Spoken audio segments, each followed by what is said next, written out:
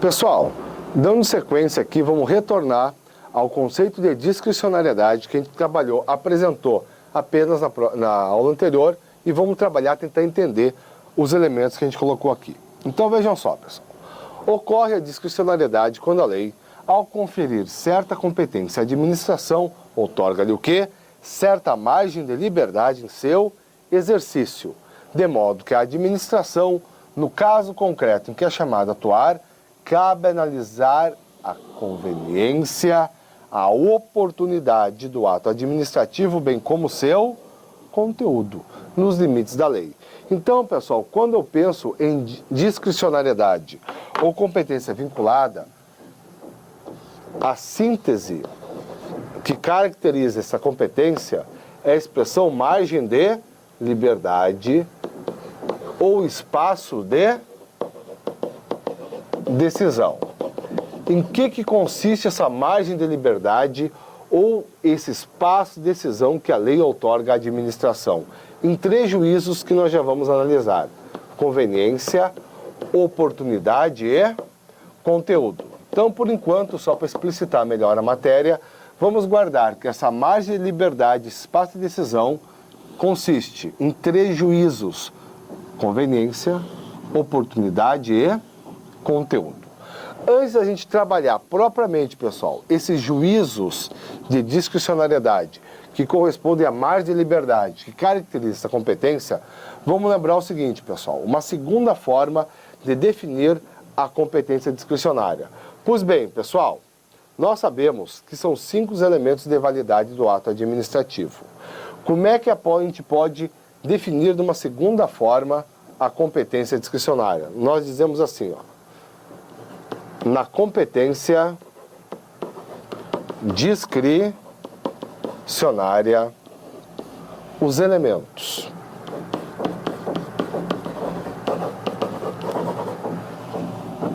vai ficar meio feio a redação, mas acho que dá para nós entender, pessoal. Na competência discricionária, os elementos competência, finalidade e forma são vinculados, residindo à margem de liberdade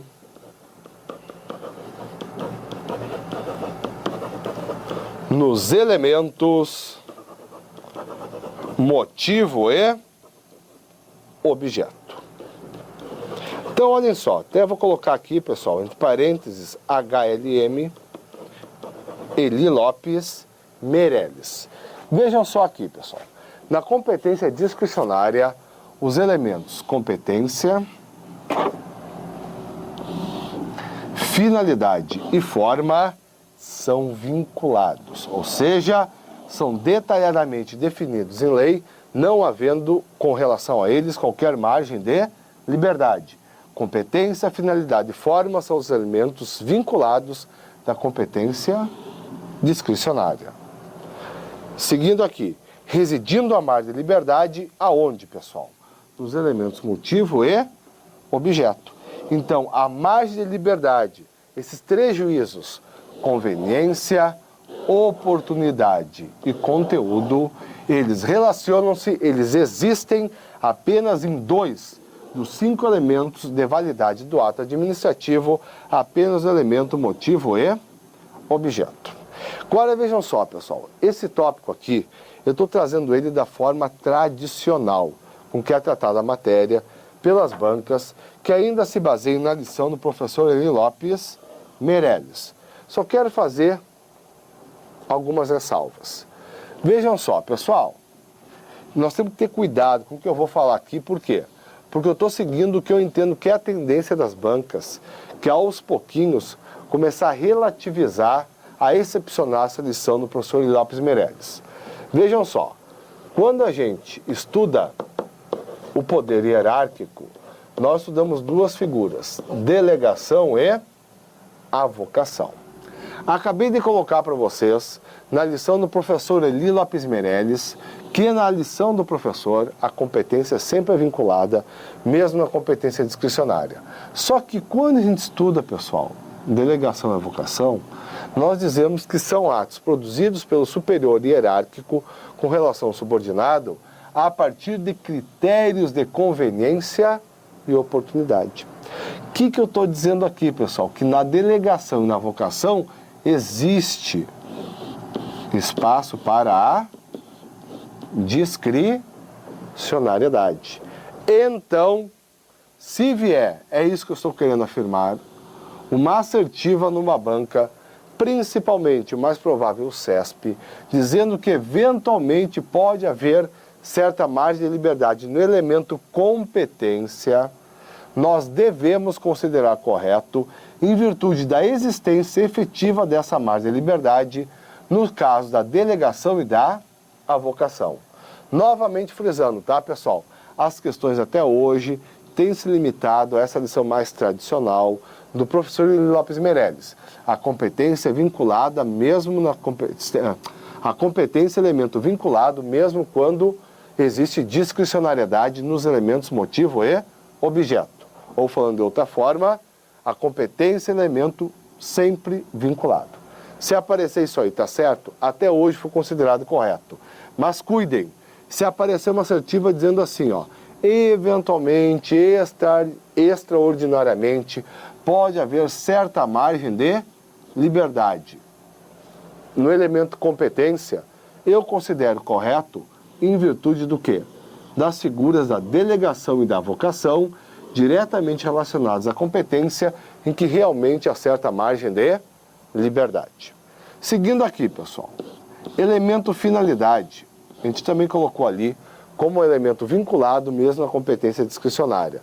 Mas o professor Celso Antônio Bandeira de Mello, ele entende que pode haver certa margem de liberdade aonde, pessoal?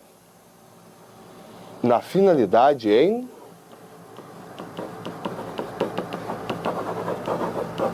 sentido amplo. Lembrando aqui, pessoal, finalidade em sentido amplo é interesse público. O que o professor Bandeira de Mello afirma?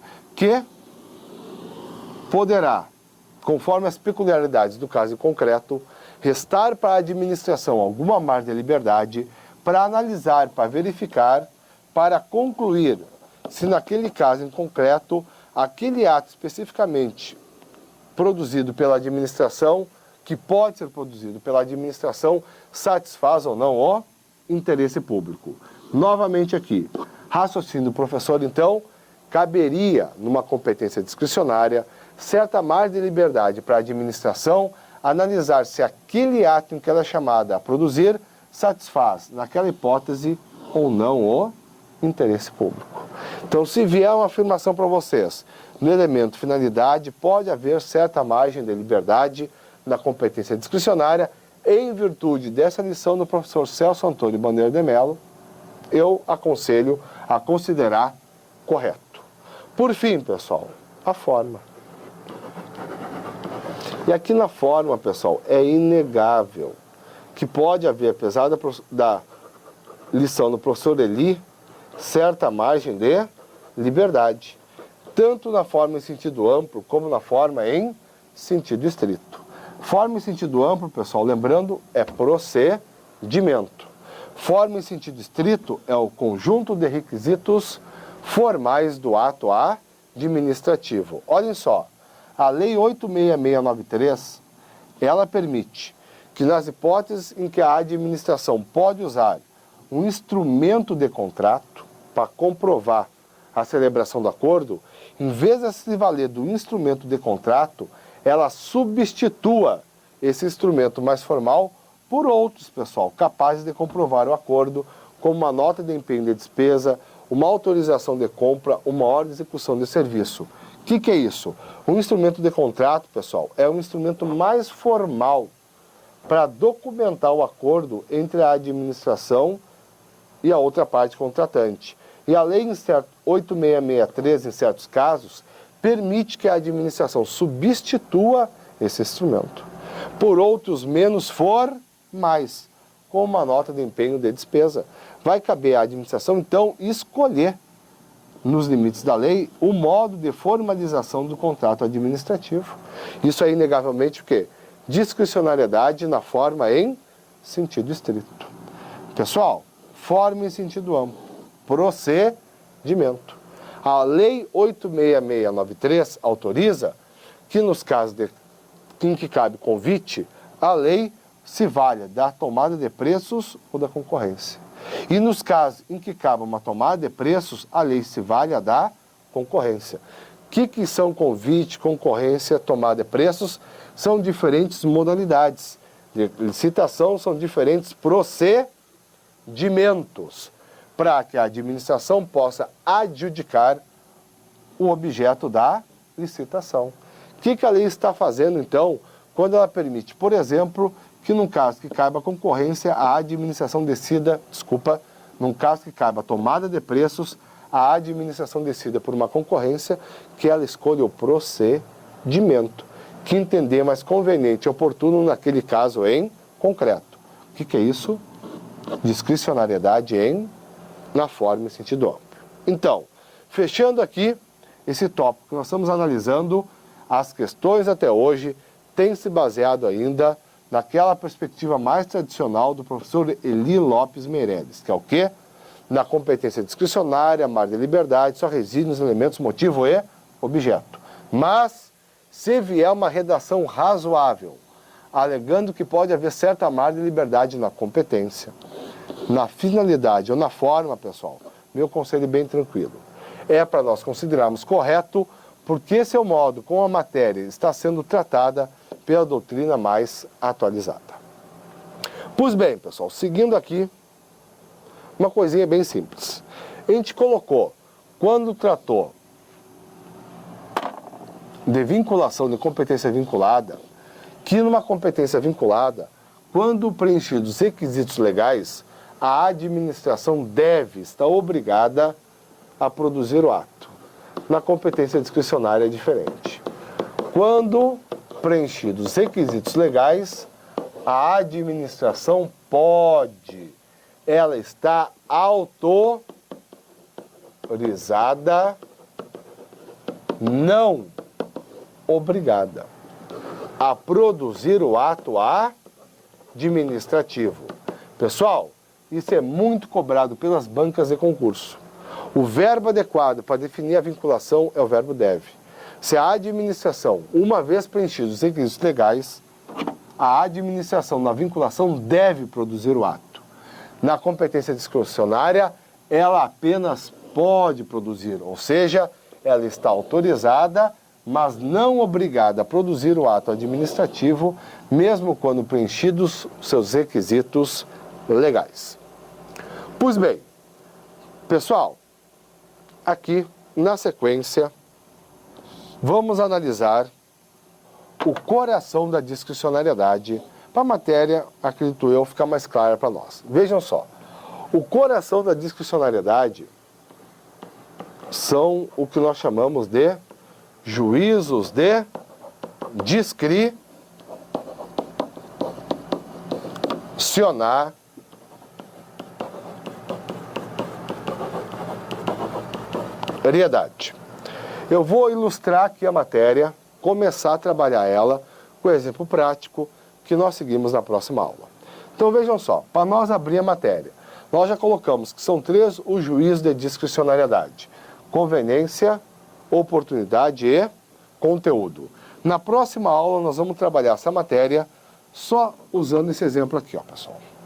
Vamos pensar que uma lei municipal, preveja um ato de permissão de uso de bem público.